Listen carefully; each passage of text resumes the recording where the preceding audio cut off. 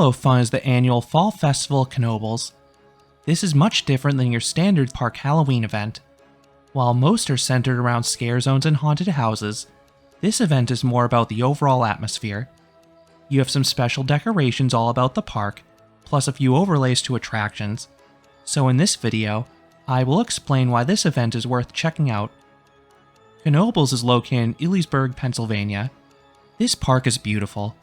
It is nestled in the woods at the base of some hills. Then the park is cared for meticulously. This park is a rare collection of classic attractions, several of which you cannot find elsewhere.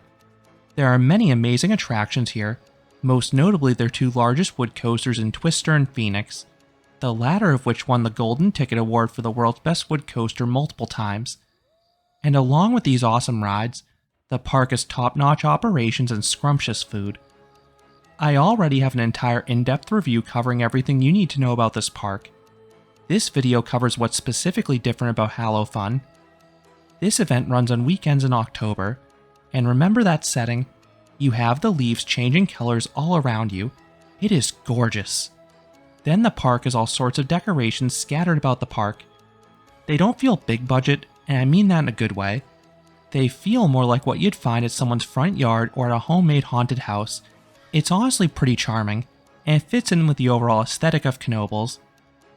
This ranges from inflatables to cobwebs to cornstalks to characters.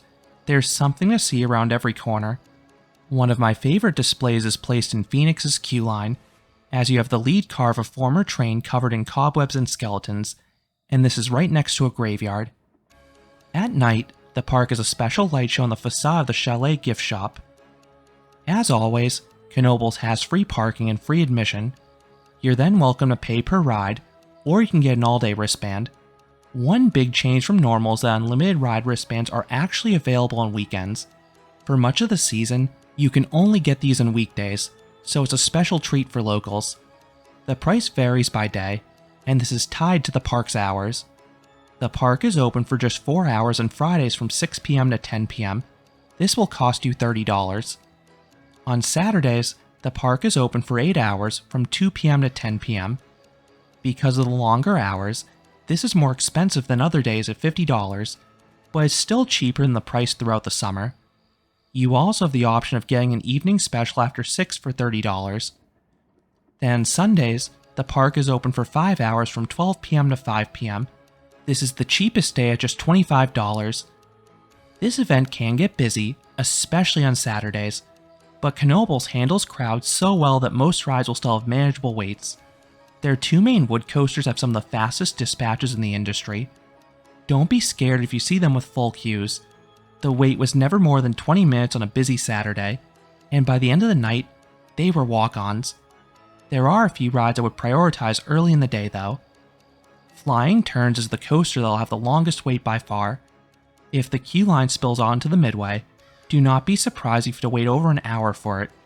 I would head there immediately at open if, and this is a big if, it doesn't already have a queue. Locals know this ride is a low capacity, so they often go there first. If it already has a line, you can come back during the last hour when it should have a much more manageable wait. Impulse is the park's largest steel coaster, and that tends to also get a longer wait than most rides. This is another wise one to hit towards the starter end of the day. But even when the park was super busy this past Saturday, the lines seemed to max out around 30 to 40 minutes. The two rides you absolutely want to do early are the Haunted Antique Cars and the Pioneer Train. Both these rides get special Halloween overlays. They get more popular as the day progresses, so much so that the park typically has to close their lines in advance. I've seen the line for the antique cars close over an hour before closing, and I get the appeal riding them at night with a spookier atmosphere, but I would do them early in the day when they have a minimal wait. You get to see the exact same decorations. I also should point out the antique cars are not included on the wristband for HalloFun. These will cost you $5. One ride that is far busier than usual is the Haunted Mansion. Makes sense around Halloween. It's worth noting the experience is the same as it is at other points in the year, so it's the Great Dark Ride as always. But if you're a local, know you can save this for another visit when the line is much more manageable, especially because it's not included on the wristband.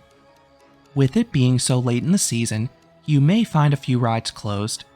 The most notable closures are the 2 water rides. While it is a shame to miss out on their Great Giant Flume, it is in line with what other parks do in the fall, so it's understandable. You may also find several other rides closed for staffing.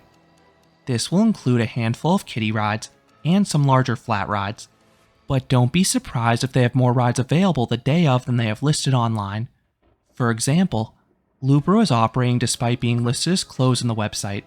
The same thing happened for a few other flats as well. The most accurate thing to check the day of your visit is the ride availability board by the ticket booth. One notable closure that can happen on days with particularly low staffing is flying turns. While this wooden bobsled is absolutely adored for its uniqueness, it requires a lot of staff and has limited throughput, so it's understandably one of the first rides to close if staffing is an issue. Now let's run through the rides that should not be missed during HalloFun. These will highlight the park's absolute best rides and note some key differences for the event. These are the ones you want to prioritize in the fall. The ride that changes most is the park's antique cars. This gets so much theming added that it basically becomes a dark ride. You pass a wide variety of spooky sets. Again, the aesthetic very much feels homemade, fitting in with what you see in the midways. If you want the best experience, try to go light on the gas so you go through the course a bit slower, giving you more time to take everything in. Pioneer Train transforms into the Haunted Railway. This train ride already is a long course at 1.5 miles in length. It goes way out into the woods. But for HalloFun, you'll pass these themed displays as well. They're more spaced out than the antique cars, but that's fine because it gives you a chance to spot some wildlife along the way. If you only have time to do one of these 2 special overlays, I would pick the antique cars. The park's 2 main wood coasters also get some cool theming at night. Phoenix's tunnel is usually pitch black, but for Halloween, it has all sorts of decorations on the wall, and there's even a jump scare at the end. Then this is the park's best ride as always. See my separate review for more, but it's an airtime machine. You have a single position lap bar that rests a foot above the lap of most riders, and no other restraints. So nearly every hill will send you flying high, and it becomes quite atmospheric after dark with the spooky decorations of the adjacent antique cars, and possibly some fog. Twister is running the best it ever has.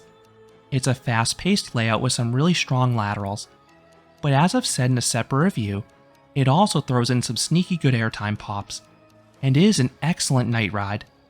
Since it borders the campground, there isn't much light after the sun goes down, and the coaster also gets some alien theming as a bonus. The final tunnel has a strobe effect that's quite disorienting. Then there's a projector in the center lighting up the supports. If good views are what you're after, you have a trio of great options. Scenic Skyway is the best of the bunch. This is a 15-minute chairlift up the wooded mountain.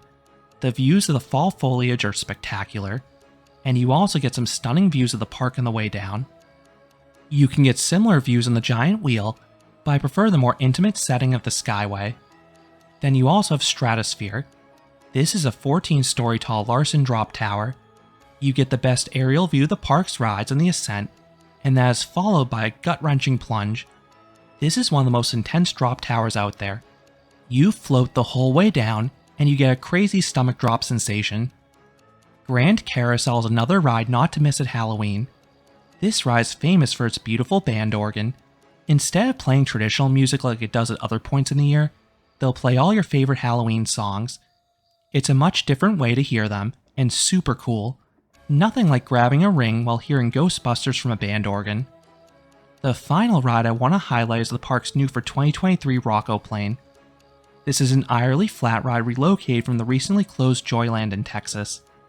This looks like a high-speed Ferris wheel, but it's special because riders can invert their vehicles. You can either use the brake to lock your gondola, or you can do what I do and manually rock yourself. I got nearly 100 flips in my ride doing this. It was one of the most dizzying attractions I've ever done. Beyond the rides, the park also has some special food. You'll find some fall specials at the usual food booths, plus a series of food trucks. While I stuck to my usuals, most food at Knoebels at minimum is good, and it's much more affordable than larger theme parks. Then there are some morning activities geared towards kids such as pumpkin painting and spin art. These take place before the park opens, so you'll need to arrive early to do these. Now, as I noted at the start, Knoebels doesn't have any haunted mazes, but if that's what you desire, you can find one just 5 minutes down the road at the Elysburg Haunted House. This is a 30-minute haunted house that's shockingly good for a local event.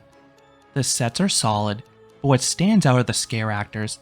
They are plentiful, and they're actually allowed to grab you, so it has a greater fear factor than what you'd find at most amusement parks. It's a very good value at $20, especially because the proceeds go towards the local fire department. The one thing to watch out for there is the crowds. I went after Knoebels on a Saturday night. I arrived at 10:30 p.m. and I didn't leave until 2 a.m. Yes, I had to queue for nearly 3 hours. I definitely wouldn't wait that long to do it again, but it is worth checking out if you encounter a more manageable crowd. So, do I recommend HalloFun at Knoebels? I sure do. This is a fun time to visit Knoebels. You have the beautiful fall foliage, some delightful theming, and a few rides with special overlays. Then you have the usually strong ride lineup available as well, and it's one of the few times a year you can get a wristband on a weekend. While the park does get busy, Knoebels handles crowds so well that lines are very manageable. For example, the nearby Hershey Park had 2-hour waits for several coasters the same day I was there, and even Dorney Park got lengthy queues by nightfall. While you don't get the usual scares at HalloFun, it is still a very cool event. Knoebels is an amazing park any time of year, but it's extra charming with the fall colors and the Halloween decorations. That makes it one of the best times of year to visit the park if you're a local. The only con if you're coming from a distance is that the park does have more limited hours, which can make it trickier to do everything in a single visit. So those are my thoughts on HalloFun at Knoebels. What are your thoughts about this Halloween event? Are you a fan of it? Let me know what you think down in the comments. If you enjoyed this review, I would appreciate it if you gave this video a like, and you consider subscribing, because there'll be a lot more roller coaster and amusement park videos here at Canopy Coaster. Thanks for watching.